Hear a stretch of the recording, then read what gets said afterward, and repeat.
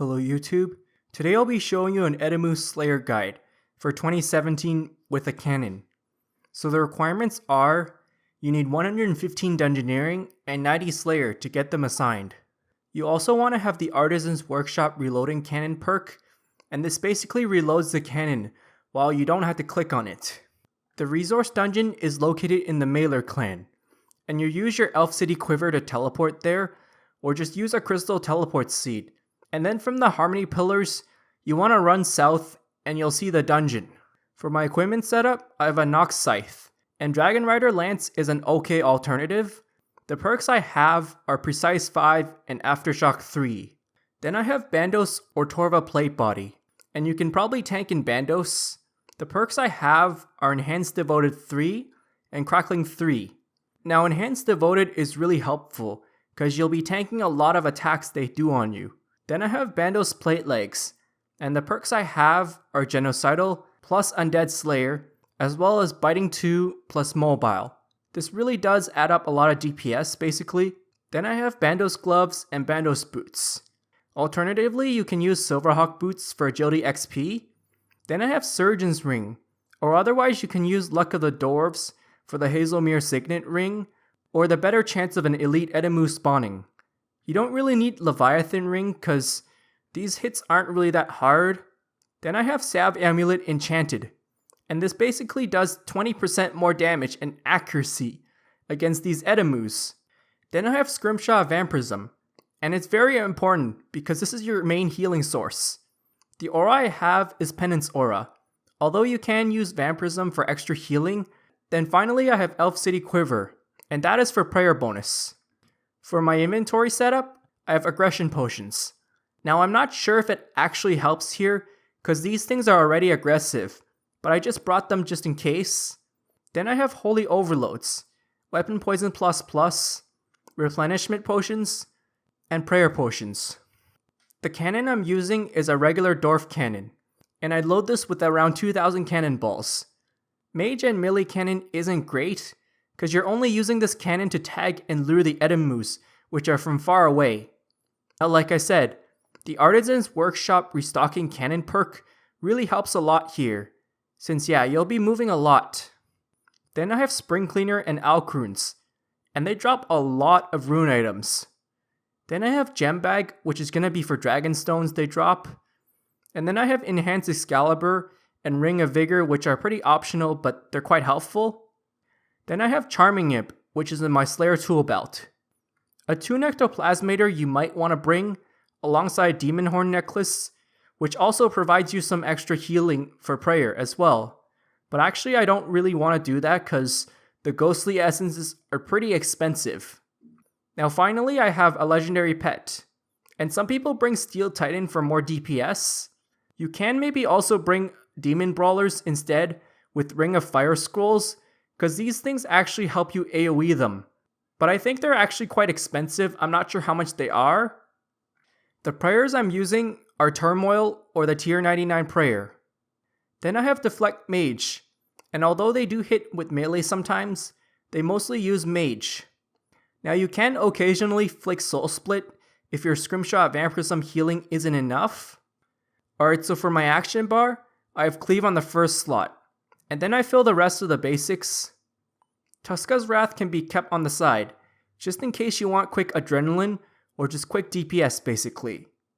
The thresholds I am using are Hurricane and Quake. Now Devotion really helps if you're struggling to survive.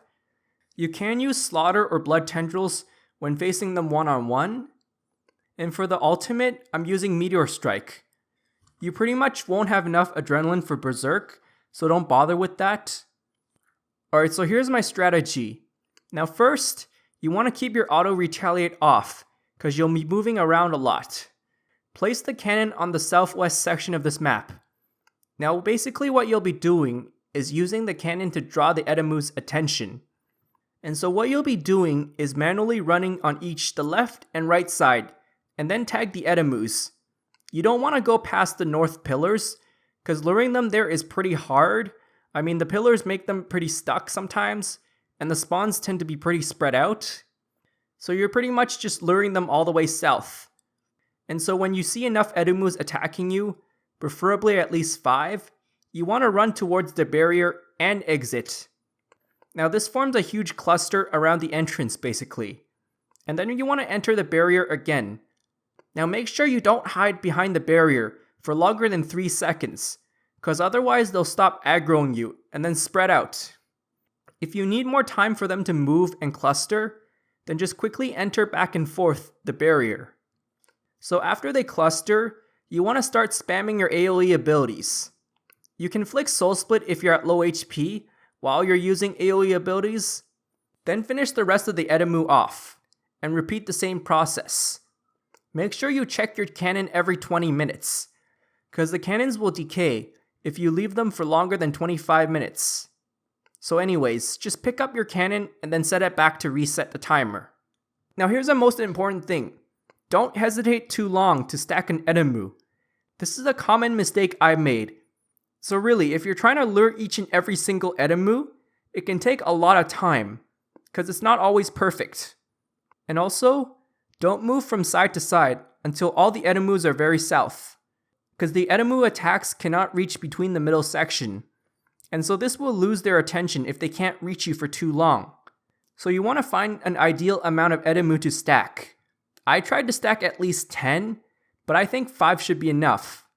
The AoE cooldowns should reset as soon as you set up the lure. Now you don't have to necessarily use the entrance as your stacking spot.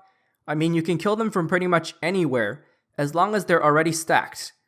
The entrance is like the best place to stack both sides together, so that way they can cluster. And when tagging or luring, you may want to flick off Scrimshaw of Vampirism to save you some money, because in this case, it hardly heals you anything when you're not using AoE. The Surge and Barge really helps you move between each side of the map. Now surviving shouldn't be a problem, because the Edimmus have a really low max hit. That's why in case you're struggling to survive, just use Devotion. But yeah, I don't really do a good job of luring, as you can see. So here are the drops. The drops are quite nice, and you get a lot of rune items.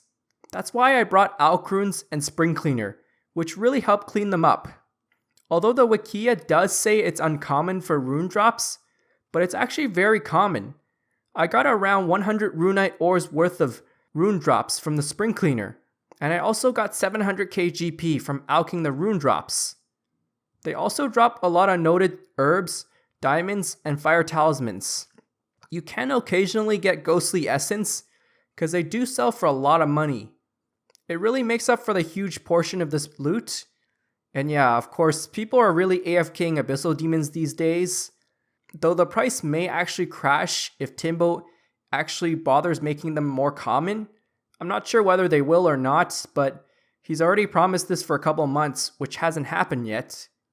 You can also rarely get crystal seeds, and they used to be worth over 200k, but now they're worth under 50k. The crystal tool seeds are still worth 100k or so, I think. As for Blood Necklace, you can average 1 every 2 tasks. Although I didn't get one this task, but it's only worth 3 mil anyways. So yeah, in this task, I got 4 mil worth of drops. If I were to factor in the cost of Scrimshaw of Vampirism and the cannonballs, I'd still profit 5 mil per hour. Now this excludes the chance of getting a Blood Necklace shard. They're also decent for Crimson Charms, and you can expect around 100 per hour. So overall in 35 minutes, I killed 201 Edimmus. This equates to 340 kills per hour. The melee XP per hour is 500k, and I also get 20k XP per hour from the cannon. This averages 300k Slayer XP per hour. So really, it's not good Slayer or combat XP per hour. I mean, I could have gotten faster kills had I not taken too long to pile them together. But I'm pretty much just lowballing the rates. I've seen people claim at least 400 kills per hour, which would equal to 350k Slayer XP per hour and 600k melee XP per hour. So in conclusion, it's overall an okay task, but it's always going to be a really long task. So yeah, thanks for watching and I hope it helps. If I missed anything, feel free to ask.